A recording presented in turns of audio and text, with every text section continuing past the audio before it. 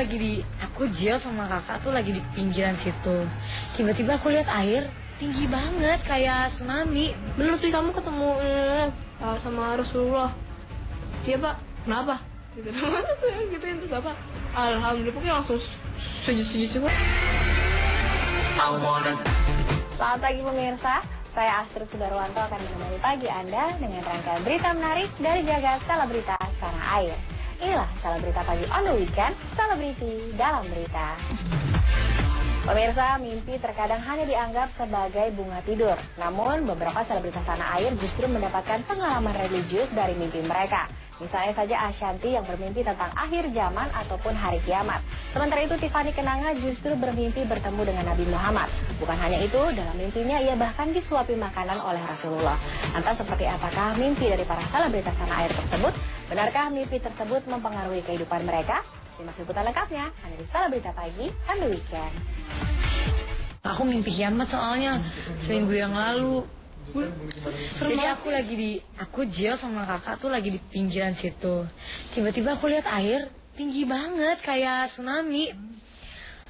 Aku tuh kayak astagfirullah, aku bilang air ya Allah tinggi banget ya kak. Seatap ini nih, lebih 2 kalinya ini.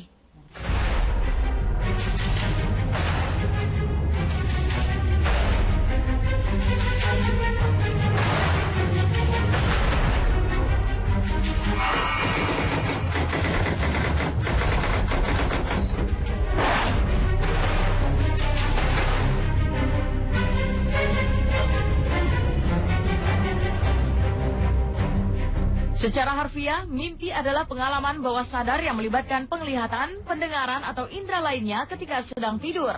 Namun tak jarang pengalaman bawah sadar ini mempengaruhi dunia nyata sang pemilik mimpi tersebut. Seperti yang dialami Ashanty di bulan Ramadan tahun ini. Untuk pertama kalinya Ashanty bermimpi tentang akhir zaman atau datangnya hari kiamat. Dalam mimpi tersebut, istri Anang Hermansyah ini merasakan bencana yang sangat dahsyat hingga ia yakin bahwa dirinya tak akan selamat. Tak apalah ketika terbangun dari mimpinya yang seram itu, Ashanty langsung istighfar. Meski mengetahui bahwa kiamat tersebut hanyalah bunga tidurnya, tetapi ada sedikit perubahan dalam kehidupan Ashanty pasca merasakan kiamat dalam mimpinya.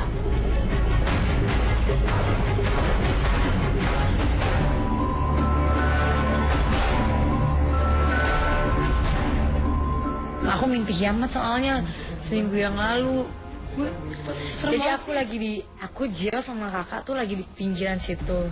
Tiba-tiba aku lihat air tinggi banget kayak tsunami.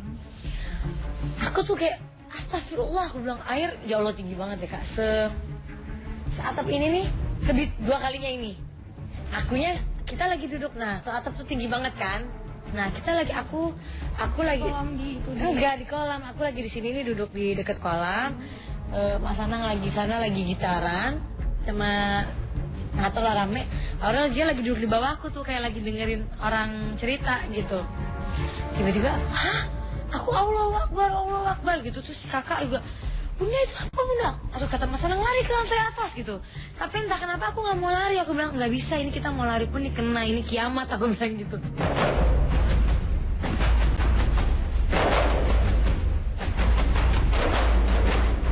Anehnya, begitu nyelam kan kayak udah mati. Tiba-tiba kita bangun lagi tuh udah kayak udah di dunia lain, kehidupan lain. Terus aku nggak ada Aura, nggak ada Jill, nggak ada Mas Anang sendiri. Jadi aku nggak banyak orang, tapi kayak aku nggak kenal gitu, kayak siapa nih kok hidup lagi. Jadi kayak reinkarnasi gitu. Namanya mimpi kan, bisa segala-galanya aneh. Aneh bun serem banget sih mimpi ya. Tapi itu aku ngerasain, berarti yang namanya tsunami itu serem itu. Aku udah pernah ngerasain dalam mimpi kan gitu. Tapi aku seharian itu kayak bener-bener jadi, wah sholatku khusyuk gitu kayak. Pasti takut. Yang biasanya sholat maaf ya rada-rada, ya apalagi kalau maghrib gitu kan, cepet gitu pengen makanan lain, astagfirullah dosa ya. Tapi kan kita jujur ya, manusia ada lah pasti kayak gitu. Kita nggak mungkin sholat, wah khusyuk nggak inget apa-apa, nggak mungkin manusia. Kecuali memang mungkin ilmu agamanya udah kuat, yang kuat banget kok. Pasti ada suara dikit kita udah buyar. Ada apa buyar kan? Apalagi sampai buka puasa. Nah yang kemarin kalau udah kejadian itu aku bener-bener yang Allahu Akbar. Waduh kira gitu. Umat muslim meyakini bahwa hari kiamat akan terjadi seperti yang tertulis dalam Al-Quran. Meski kapan tepatnya hari kiamat ini akan terjadi masih menjadi misteri sang ilahi. Maka Ashanti pun percaya bahwa mimpinya bisa jadi merupakan peringatan agar dirinya menjadi pribadi yang lebih baik. Ya, mungkin diingatin sama Allah. Nih loh, Lebih baik lagi. aku kalau mau bikin kalian, mau bikin kiamat, mau bikin semua yang kalian punya tuh aku ambil dalam sekejap tuh udah gampang. Gitu. Tuh, jadi kayak peringatan. Jadi kalau kita hidup di dunia ini, udahlah jangan ngata-ngatain orang. Aku kalau marah mendingan di depan orangnya.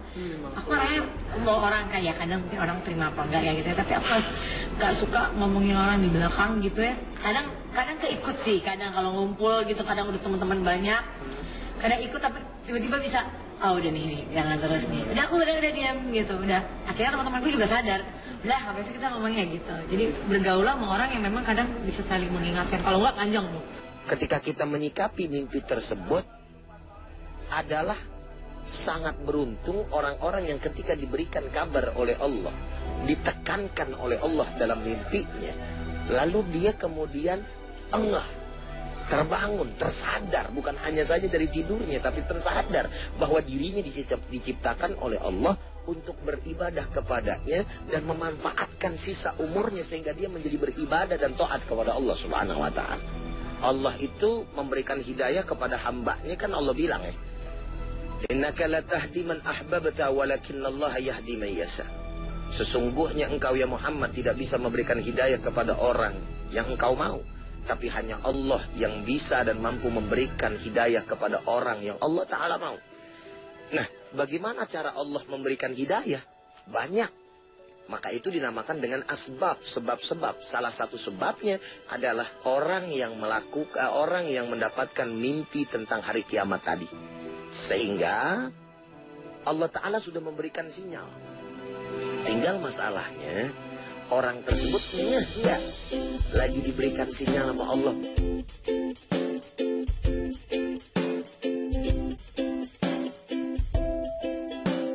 Dengan pengalaman Ashanti yang bermimpi tentang hari kiamat, maka penyanyi berbakat Tiffany Kenanga justru merasa berkah dari mimpinya. Begitu banyak umat Islam yang merindukan Rasulullah dan ingin didatangi dalam mimpi. Namun Tiffany justru didatangi Nabi Muhammad SAW dalam mimpi ketika ia berusia 7 tahun. Dalam mimpi tersebut Tiffany tak hanya berdialog, tetapi sempat disuapi makanan. Hal ini pun langsung diceritakan kepada sang ayah yang kala itu sampai sujud syukur karena Rasulullah datang ke dalam mimpi putrinya. Jadi aku tuh kayak ada di ruangan hitam ya, ruangan hitam tiba-tiba kayak ada sosok gitu, ada sosok terus tongkat ya.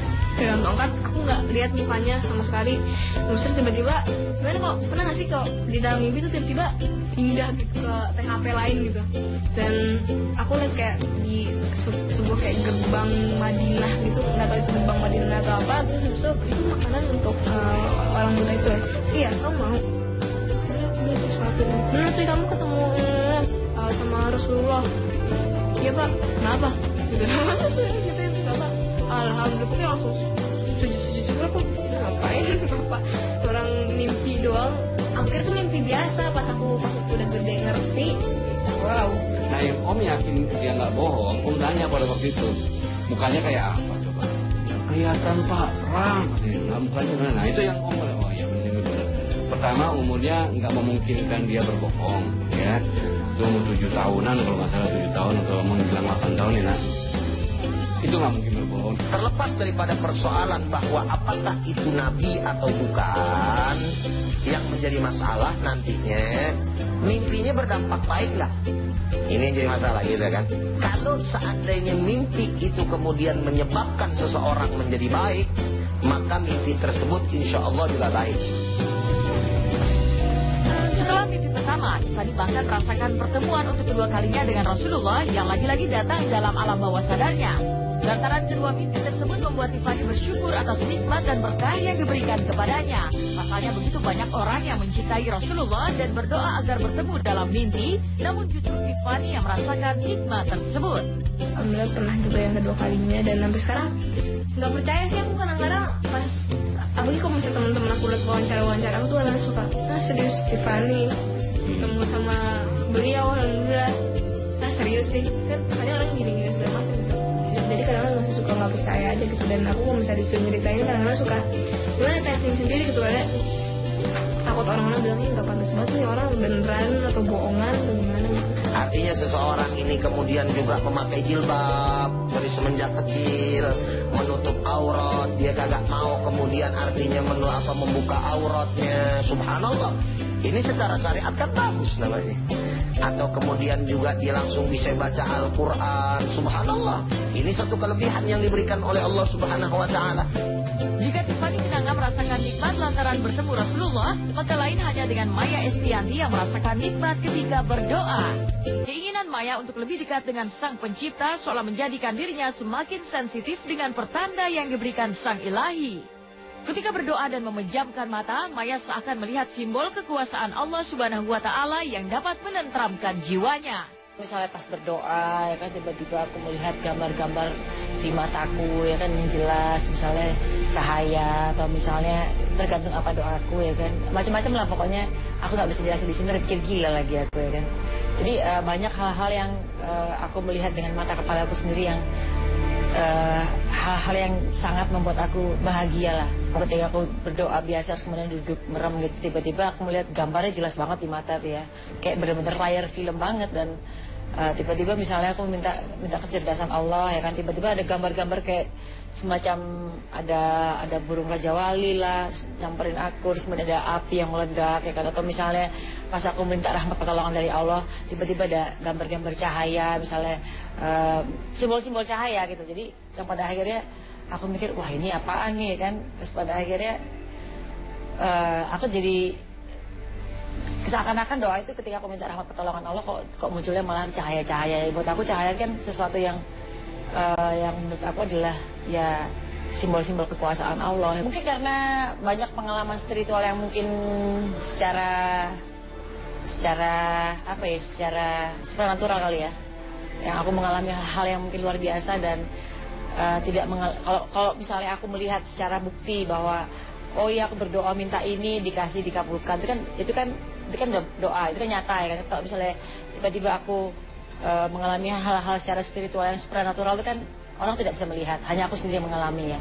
Dan kemudian banyak hal-hal yang luar biasa aku alami, dan itu yang membuat aku jadi pengen mengenal lebih lagi siapa sih pencipta aku gitu.